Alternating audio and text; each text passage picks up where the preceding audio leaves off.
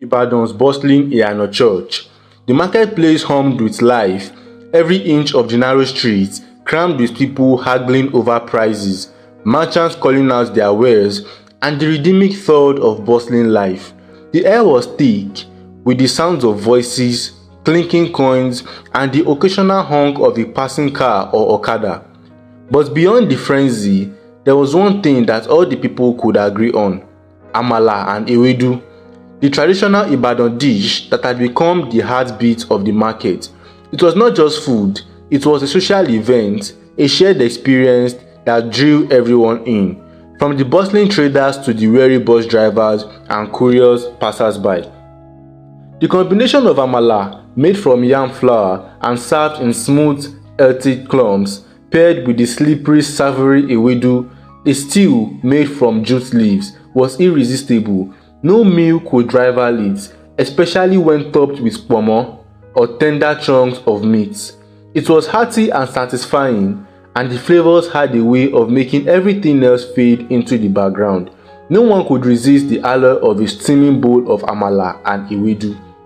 Among the countless food stalls lining the market, there was one that towered above the rest in terms of both reputation and mystique: Iya Tosin's. A modest wooden store, painted a bright, cheerful pink, stood against the backdrop of the busy market like a beacon of flavor.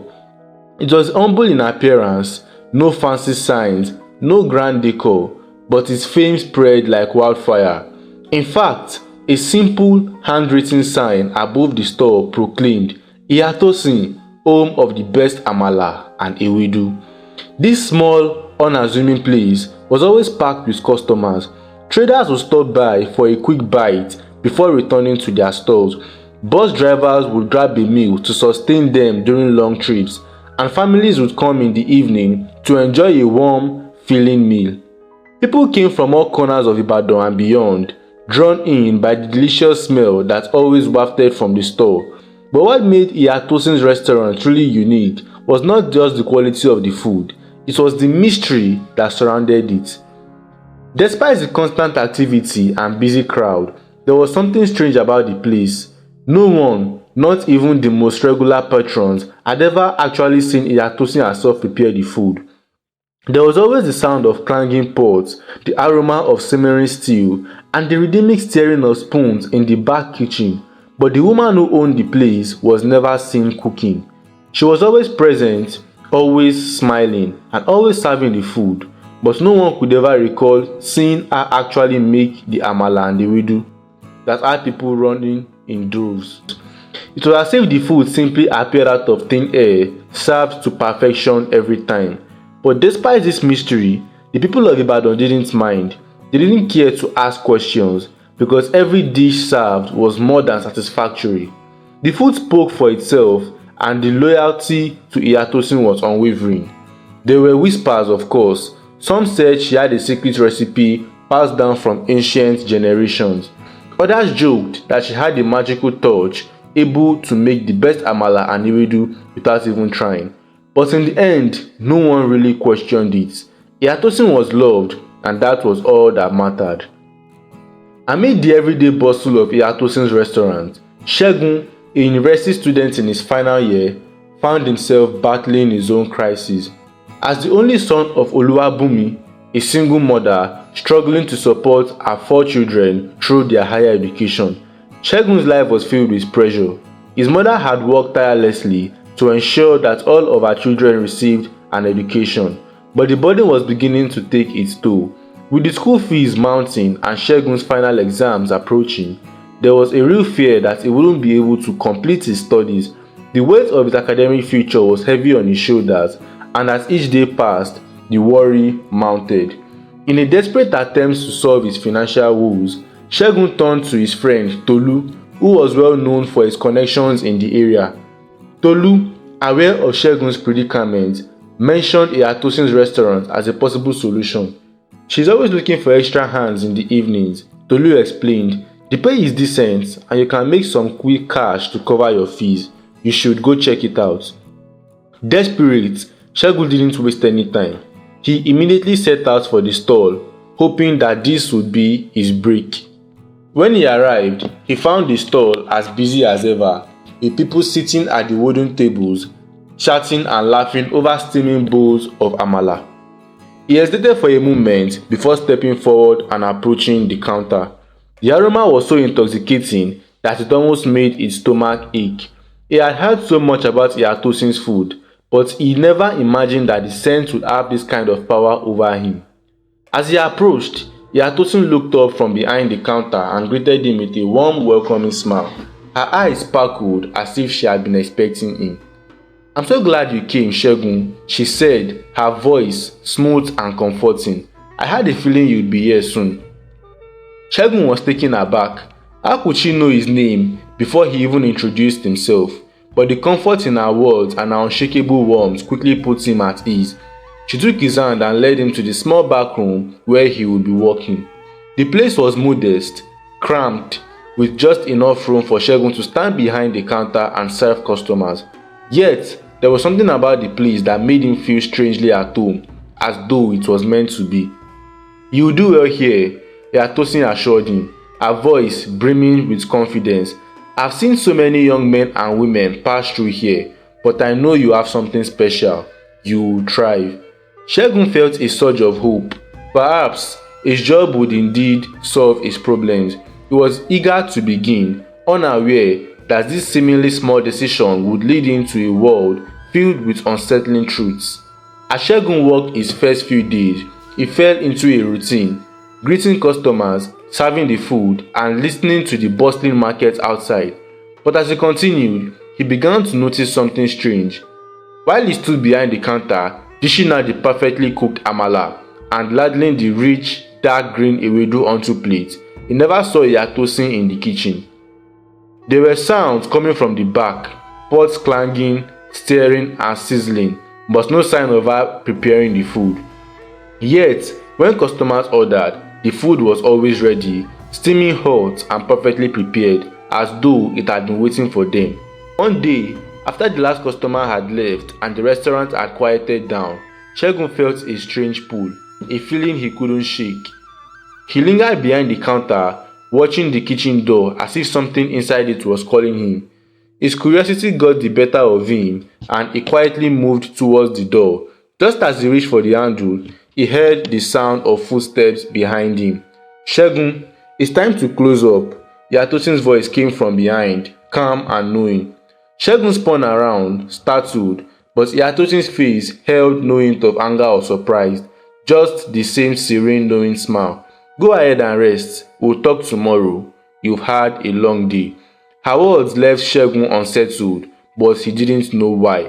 As he locked up for the night and walked home, his thoughts lingered on the mystery of the kitchen. Why hadn't he seen Iya Tosin cook?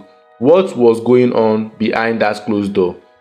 Little did Segun know, his curiosity would soon lead him into a darkness he would never have imagined.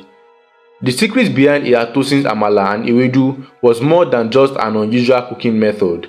It was something far more sinister, something that would change his life forever. As Segun continued to work alongside Iya Tosin's long-time employees, an unsettling pattern emerged. The workers, most of them older men with rough hands and tired eyes, carried out their duties with quiet efficiency, but one thing was constant: they seemed to avoid the kitchen, as though it were a space too sacred or too dangerous for them to enter. They rarely ventured near the back, preferring to focus on serving customers, cleaning the tables, and doing everything except preparing the food. The mystery of the kitchen deepened with each passing day, and Segun couldn't shake the feeling that there was something hidden in that small, cluttered room, a secret too dark to be known. One employee, Tolu in particular, seemed to take an almost protective interest in Segun. Tolu was a man of few words, but when he did speak, his words had a weight in them. One evening, after the dinner rush had slowed, Tolu pulled Segun aside and gave him a long, weary look. "Segun," Tolu said, his voice low and gravely, "you are a good lad, but don't ask too many questions about the kitchen. Iya Tosin's cooking process is sacred. Just do your job, keep your head down, and don't go poking around where you shouldn't." His eyes seemed to sharpen, as if warning Segun to back off before it was too late. Segun was unsettled by the cryptic warning. Sacred? What's so special about the kitchen? What could be happening behind that door that was too dangerous, too secret, for even the seasoned workers to approach? Every day, the mystery gnawed at him, growing more persistent, more insistent, like an itch that he could never scratch. There were nights when Segun couldn't stop thinking about it, nights when he lay awake in his tiny room, the muffled sound of clanging pots and stirring spoons still echoing in his mind. He would hear those sounds coming from the kitchen at the back of the restaurant, and it was as if they were calling to him. He couldn't help it. He had to know what was happening in there. He couldn't let this mystery go unsolved. He couldn't go on serving food that he knew nothing about, especially when everyone else seemed to be in the dark as well. One fateful night, after the last customer had eaten and the restaurant had emptied out, Segun made his decision. The restaurant, though still warm from the residual heat of the kitchen, was quiet now, with only the faintest sounds of the wind rustling through the market streets outside. The older men finished their tasks and began to leave for the night. Tolu was the last to leave. Segun knew that Tolu always locked up, and once the door was closed, there was no turning back. With a pounding heart, Segun slipped quietly into the restroom, a small narrow space at the back of the restaurant, just out of sight from the kitchen. He waited in the dim light, his eyes darting nervously between the bathroom window and the door to the kitchen, willing the minutes to pass. He needed to be sure Tolu was gone, or else he risked being caught. As soon as Segun heard the door click behind Tolu, signaling that the last of the workers had left, he took a deep breath and moved towards the kitchen. His pulse quickened as he reached for the handle of the kitchen door, the sound of the pots and utensils in distance still echoing in his mind. With trembling hands, Segun slowly pushed the door open, the hinges creaking slightly in the silence. At first, everything seemed ordinary. The kitchen was exactly as he had seen it many times, small, cramped, and filled with all the tools necessary for preparing the food. Pots of varying sizes, spoons hanging from the wall, wooden counters covered in flour and oil. The smell of the residual heat mixed with the earthy scent of freshly cooked food still lingered in the air. But then, his gaze fell upon something that made his blood run cold. Squid placed on a wooden table in the center of the room. They glowed with an airy, unnatural light, their contents swirling as if alive. Segun squinted, trying to make sense of what he was seeing. At first, he thought it was oil, some special ingredient Iya Tosin used to make the amala. But as he moved closer, the reality hit him with a wave of nausea. The liquid wasn't oil, it was urine, human urine. Segun's breath caught in his throat as the horror of what he was seeing sank in. There, in those bowls, was something far more sinister than he could have ever imagined. Iya Tosin was using urine to cook her famous Amala and Ewedu. His mind reeled, struggling to process what was happening. It was impossible. He had always known the food was delicious, but this? How could this be happening? His stomach churned violently, and the walls of the kitchen seemed to close in on him. The warm, inviting smells of the food that had once made him feel at home now made his head spin. His hands trembled as he stumbled back, his gaze fixed on the glowing bowls. It was then that his eyes fell on another sight that shook him to his core. In the corner of the kitchen, a large, blackened pot sat over a low flame. Segun could just make out the shape of something inside it, pieces of meat simmering in the broth, their surface sleek and glistening. But it wasn't just meat. There, mixed in with the chunks of beef and cow skin, were strange, twisting shapes, bones, human bones, their jagged edges glinting in the dim light. Segun's breath caught in his throat. His legs wobbled beneath him as the realization hit him hard. Iya Tosin was using human remains in her cooking. The food, the Amala and Ewedu that had enchanted the market, was a mixture of human sacrifice and dark rituals, something unspeakable. In a state of shock, Segun turned and ran out of the kitchen, his heart pounding in his chest, his hands sleek with cold sweat.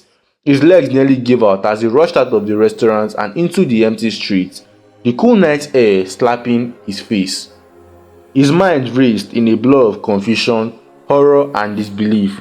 Everything he had known, everything he had believed in, had been turned upside down in an instant. How could they have served food made from such dark and unholy things? How could they have been a part of something so monstrous? The weight of the truth crushed him. The world felt as though it were crumbling around him, and he could barely breathe. For the next few days, Segun didn't sleep. He couldn't eat, he couldn't think straight. Every time he closed his eyes, he saw the glowing bowls, the meat with human bones, and Iya Tosin's serene smile. The food that had once brought him comfort now made him sick to his core. Every meal reminded him of the horror he had uncovered. He knew deep down that he couldn't go back. The discovery of Iya Tosin's twisted secrets had changed everything. But the question now was, what was he going to do with the knowledge that had been forced upon him? Could he expose the truth and risk his own life? Or would he live with the terrifying knowledge that Iya Tosin had cast a dark shadow over the community? The secret of Iya Tosin's Amala and Ewedu had been unearthed, and Segun's life would never be the same. The weight of the secrets gnawed at Segun for days, his thoughts consumed by the horrifying images from the kitchen, the glowing bowls, the human bones, and the smell of unholy rituals. He couldn't live with it anymore. The terror was eating him from the inside out. Desperate for answers, Segun turned to the one person he thought might help him, Priestess Adebayo. She was known across Ibadan for her wisdom in the supernatural, and the whispers of her power were enough to make anyone desperate for her guidance. Segun arrived at her shrine, a place steeped in the energy of the ancient spirits. The air was thick, almost oppressive with the weight of old magic.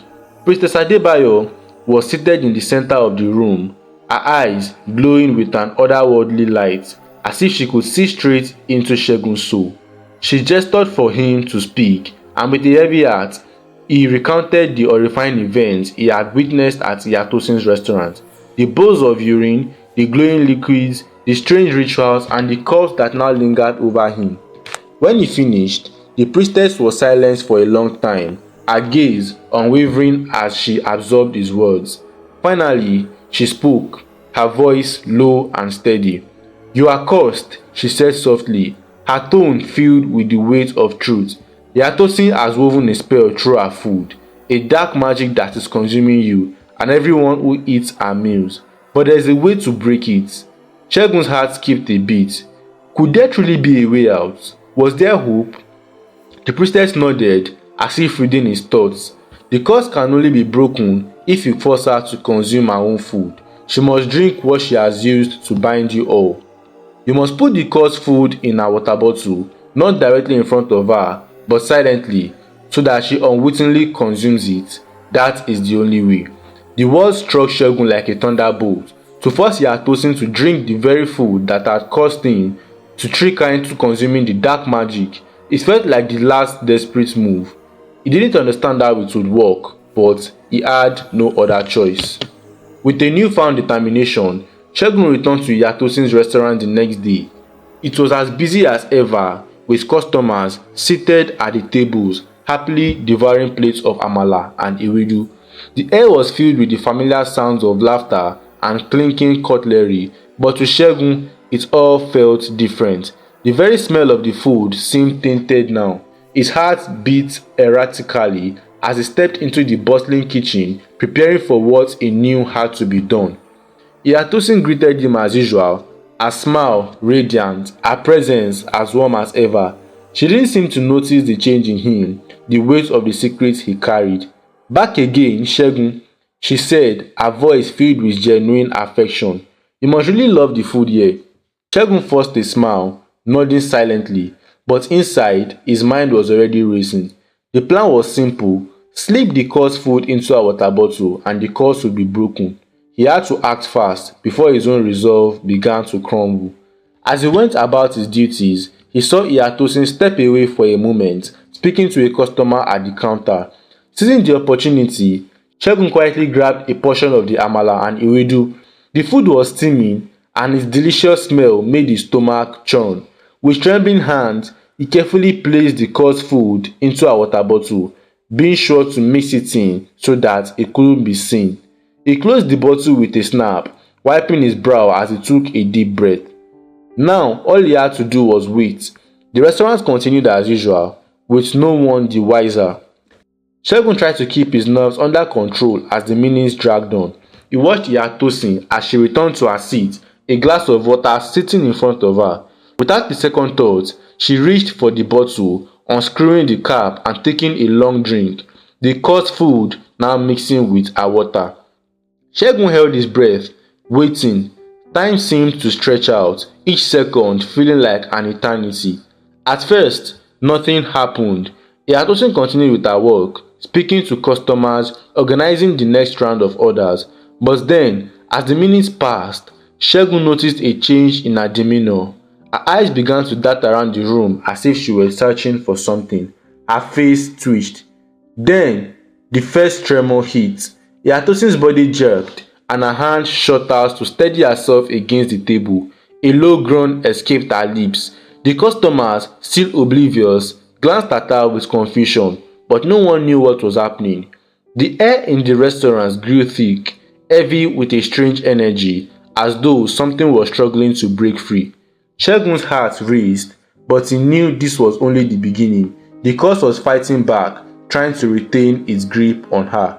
Iya Tosin's breathing grew heavier.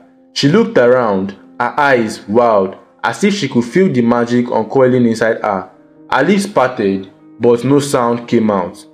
Then, with a sudden force, she screamed, a sound so primal, so terrifying that the entire room seemed to shake. The customer screamed, running for the exit, but Segun couldn't tear his eyes away. Iya Tosin's body convulsed, her form beginning to distort, her features twisted and blurred, as if the curse itself was tearing her apart. With a final blood-curdling scream, Iya Tosin's body dissolved into smoke, the dark energy that once controlled her dissipating into the air like dust. The restaurant felt silent, empty now, with no trace of the woman who had once been at the heart of it all. Alone in the quiet restaurant, his breath coming in short gasps.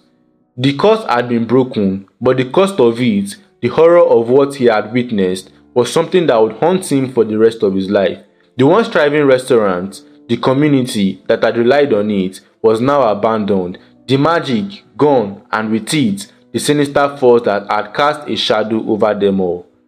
He walked out of the restaurant, the afternoon sun bathing the market in light.